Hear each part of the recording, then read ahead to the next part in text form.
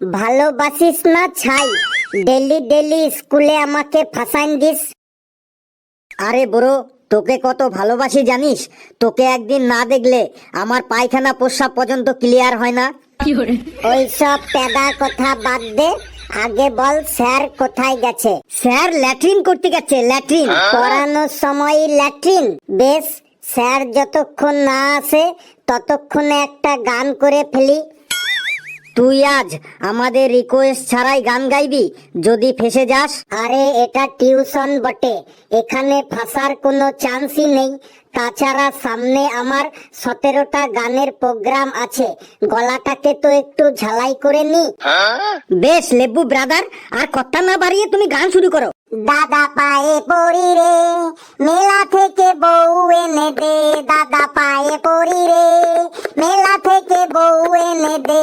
নয়তো কলসি দড়িদের দাদা ডুবে মরি রে। দাদা পায়ে পড়ি রে, মেলা থেকে বউ এনে দে।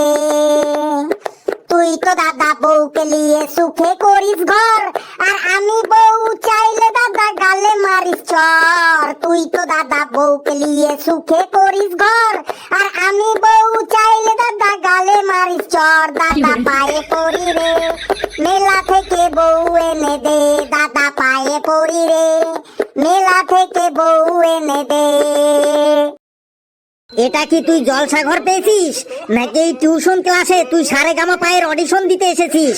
এই তোদের মতো পাবলিককে শোধরানোর জন্য টিকটক বন্ধ হয়ে গেছে, তবুও তোরা শুধরাসনি। যেখানেই একটু সুযোগ পাস সেখানেই গান শুরু করে দিস। যা তোর জায়গায় গিয়ে বস। আমি এবার নিজে নিজেই ফেঁসে গেলাম। আমার সব গুণধর ছাত্রছাত্রীরা, নে বস তোরা, এবার পড়াশোনা শুরু করি তাহলে। না স্যার, আগে আমাদের টিউশনের টাইমটা চেঞ্জ করুন। হ্যাঁ স্যার, ফেলু ঠিকই বলেছে, টাইমটা চেঞ্জ করুন আগে। এই সময় আসা যাওয়া আমাদের পক্ষে খুব প্রবলেম হয়। ঠিক আছে, তাহলে তোরা বল, টাইমটা মর্নিং এ করব নাকি ইভিনিং এ করব? স্যার, সারা রাত পাবজি খেলার পরে মর্নিং এ অত সকালে ঘুম থেকে উঠতে আমার খুব অসুবিধা হয়। আর স্যার, মর্নিং এ যদি টিউশনে আসি তাহলে স্কুলে কি আমার কাকা যাবে নাকি আমার মামা যাবে? ইম্পসিবল স্যার, মর্নিং এ তো কোনো মতেই হবে নাই। মর্নিং এ পায়খানা প্রস্রাব করার থাকে, তারপর খাওয়া দাওয়ার ব্যাপারটা থাকে। মর্নিং এ তো কোনো মতেই হবে নাই। তাহলে তোরা এক কাজ করবি, স্কুল থেকে ডাইরেক্ট টিউশনে চলে আসবি। স্যার, আপনি কি আমাদের পাগল করতে চাইছেন? স্কুলে এত পড়াশোনার পরে ডাইরেক্ট টিউশন? আপনি তো দেখছি আমাদের একদম পাগল করেই ছাড়বেন। স্যার, স্কুলে এত চাপের পরে ডাইরেক্ট টিউশনে এলে তো দুদিনেই আমাদের মাথায় টাক পড়ে যাবে। না স্যার, এইটো একদম ইম্পসিবল। স্কুল থেকে বাড়িতে এসে আমরা পায়খানা প্রস্রাব করি, তারপর হালকা করে টিফিনটো করি। আপনি কি চাইছেন টিউশনের চক্করে পড়ে আমাদের পায়খানা প্রস্রাব টিফিন খাওয়া সব বন্ধ করে দিই? তাহলে এক কাজ কর, তোরা স্কুল ছুটি হবার 2 ঘন্টা পরে আসবি, ঠিক 4টের সময়। স্যার, এটাই সব থেকে ভালো টাইমিং স্যার, বিকেল 4টের সময়ই আসবো স্যার। এটা আবার কি বলছিস হাবলু? 4টের সময় ঠিক হবে? তাহলে অঙ্কের টিউশনে কে যাবে? তোর মামা যাবে অঙ্কের টিউশনে? তুই তাহলে অঙ্কের টিউশন করবি না? এই হাবলু, তুই ম্যাথ পরীক্ষায় কত পেয়েছিলি আগে বল? 4টের সময় যদি আমরা এখানে আসি তাইলে ম্যাথের টিউশনটাতে তোর জ্যাঠা যাবে? তুই এইটো আগে বল হাবলু আমাকে। আহা, তোরা শান্ত হ, শান্ত হ। তাহলে এক কাজ কর, তোরা সবাই বিকেল 5টার সময় চলে আসবি। 5টার সময়? স্যার, বিকেল 5টার সময় কোনো টাইম হলো স্যার? ওই সময় আমরা সবাই খেলতে যাই, ওই সময় আবার একটা পড়াশোনা করার টাইম হলো। হ্যাঁ স্যার, ঘেট্টু ঠিকই বলেছে, 5টার সময় আমরা সবাই খেলতে যাই। যদি খেলাধুলা না করি তাইলে আমাদের শরীর স্বাস্থ্য ঠিক থাকবে কি করে বলুন স্যার? হ্যাঁ স্যার, আমাদের ফিটনেসটা ঠিক রাখতে হবে, কারণ স্বাস্থ্যই সম্পদ। দেশ খেলেগা তবেই তো দেশ বাড়েগা। তাহলে তোরা এক কাজ কর, তোরা সন্ধ্যা 6টার সময় চলে আসবি। অসম্ভব স্যার। কেন অসম্ভব কেন? স্যার, সন্ধ্যা 6টার সময় খেলার মাঠ থেকে ফেরার সময় আমরা দল বেঁধে গোটা পাড়াটা ঘুরে বেড়াই। কার গাছে আম আছে, কার গাছে জাম আছে, কার গাছে লিচু আছে, কার গাছে কাঁঠাল আছে, কার গাছে লাউ আছে, কার গাছে কুমড়ো আছে, ওইগুলো সব দেখে রাখি। আর ভোরবেলা সবার গাছ থেকে ওইগুলো সব কালেকশন করি। তার মানে তোরা লোকের গাছের জিনিসপত্র চুরি করিস, তাই তো? স্যার চাইলে যদি না দেয় তাইলে কি করব স্যার? আমাদেরও তো একটু ফল ফলাদি শাক সবজি খেতে ইচ্ছে করে দেহের পুষ্টি বাড়ানোর জন্য। আচ্ছা আচ্ছা, তার মানে এবার আমি বুঝতে পারছি আমার গাছের পেঁপেগুলো তোরাই চুরি করেছিস। না স্যার, এই চেয়ার টেবিলের দিব্যি দিয়ে বলছি আপনার গাছের পেঁপে আমরা চুরি করিনি। হ্যাঁ স্যার, ঘেটু ঠিকই বলেছে, ওটা অন্য কোনো গ্যাংয়ের কাজ বটে, ওটা আমাদের কাজ না, কারণ আমাদের গ্যাংয়ের কেউ পেঁপে খেতে ভালোবাসে না। বেশ, তোদের আর কোনো বক বক আমি শুনতে চাই না। তোরা 6টার সময় পড়তে আসবি, ঠিক 6টার সময় টিউশনে চলে আসবি। স্যার, আমাদের স্কুলের টিচার আপনার সম্পর্কে কি বলে জানেন? আমার সম্পর্কে? আমার সম্পর্কে আবার কি বলে তোদের স্কুলের টিচার? স্যার, আমাদের স্কুলের টিচার আমাদেরকে বলে তোদের টিউশন টিচার ভালো পড়ায় না, ওনাকে বলবি উনি যাতে একটু ভালো করে পড়ায়, তাহলে তোরা ভালো নম্বর পাবি। আচ্ছা, তোদের স্কুলের টিচার তোদের এমন কথা বলে, তাই তো? কাল ওনাকে গিয়ে বলবি যে উনি যদি ক্লাসে ভালো করে পড়াতেন তাহলে তোদের আর টিউশন পড়ার দরকার হতো না। আর স্যার, উনি বলেছেন তোদের টিউশন টিচার ইংরেজি একদমই জানে না, ওনাকে গিয়ে বলবি উনি যদি ইংরেজি শিখতে চায় তাহলে আমার কাছে যেন টিউশন নিতে আসে। হ্যাঁ স্যার, ঠিক এই কথাটাই বলেছে। কি তোদের স্কুল টিচারের এত হিম্মত কি করে হয় যে বলে আমি ইংলিশ জানি না? কাল তোদের টিচারকে গিয়ে বলবি যে 1982 সাল থেকে লাগাতার ইংলিশে যারা যারা ফার্স্ট হয়েছে তারা সব আমারই স্টুডেন্ট। সবাই ইংলিশে 100-র মধ্যে 110, 112, 115, 120 করে নম্বর পেয়েছে। আমার ছাত্ররা সব আজকে America, England, Japan, France, Russia, Uganda এই সব দেশে চাকরি করছে। তোদের স্কুল টিচারকে গিয়ে বলবি কাল আমি নিজে ইংলিশে 100-র মধ্যে 150 পেয়েছিলাম, গোটা দেশের মধ্যে ইংলিশে টপ করেছিলাম আমি। আপনি 100-র মধ্যে 150 পেয়েছিলেন? স্কুলের স্যার যদি তার প্রমাণ দেখাতে বলেন? প্রমাণ? আমি জেরক্স কপি দিয়ে দেবো, কাল স্কুলে গিয়ে দেখিয়ে আসবি। বেশ, তোদের স্কুলে স্যার যখন এত ভালো পড়ায় তোদের, তাহলে তোদের ইংলিশ বাদ দিয়ে অন্য সাবজেক্ট থেকে আমি কয়েকটা কোশ্চেন করি, দেখি তোরা কেমন অ্যান্সার দিস। আর যদি ঠিকঠাক অ্যান্সার দিতে না পারিস তাহলে তো বুঝিসই। দেখলি তো, এই তোদের জন্য আমরা সবাই ফেসে গেলাম। নে এবার অ্যান্সার দে, না হলে পেদানি খা সবাই। ঘেটু, তুই দাঁড়া, তুই বল কে প্রথম চাঁদে পা রেখেছিল? কে প্রথম চাঁদে পা রেখেছিল? স্যার, আমি তো কখনো চাঁদে পা রাখিনি। আরে গুণধর, আমি জানি তুই চাঁদে পা রাখিসনি।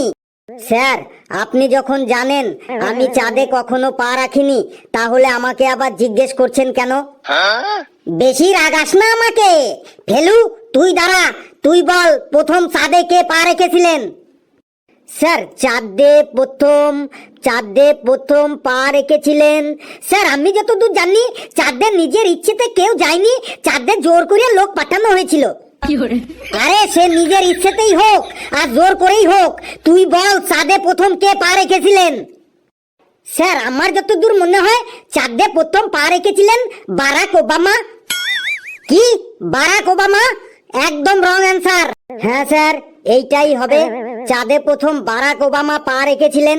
কাল আপনি আমাদের এটা পড়িয়েছিলেন। কই না তো, চাঁদে প্রথম কে পা রেখেছিলেন এটা আমি তোদের কোনোদিনই পড়াইনি তো। স্যার, তাহলে যেটা আপনি আমাদের কোনোদিনও পড়াননি সেখান থেকে প্রশ্ন ধরছেন কেন? আরে গুণধরের দল, আমি তোদের জেনারেল নলেজ চেক করছিলাম। স্যার, তাহলে আপনি বলে দিন চাঁদে প্রথম কে পা রেখেছিলেন, একবার বলে দিন, দেখবেন সারা জীবন মনে থাকবে আমাদের, তারপর আপনি যেদিন খুশি ধরবেন। ওরে গুণধরের দল, শুনে নে, চাঁদে প্রথম পা রেখেছিলেন নীল আর্মস্ট্রং। স্যার, এই কোশ্চেনটা পরীক্ষায় কত নম্বরে আসবে একবার বলে দিন। আরে এটা পরীক্ষায় আসবে না, আমি তোদের জেনারেল নলেজ চেক করছিলাম। স্যার, এইটো যদি পরীক্ষায় না আসে তাইলে মনে রেখে কি লাভ? শুধু শুধু আমাদের মাথাটো জ্যাম হয়ে থাকবে। আর কথা না বাড়িয়ে চুপচাপ বসে থাক, না হলে কিন্তু এবার তোদের একদম পে দিয়ে গরম করে দেব। ওটাকে হাবলু নাকি? হাবলু, তুই দাঁড়া, তুই বল 1000-এ কতগুলো জিরো থাকে, মানে কতগুলো শূন্য থাকে? স্যার 1000-এ 3টি জিরো থাকে। বাহ, ভেরি গুড।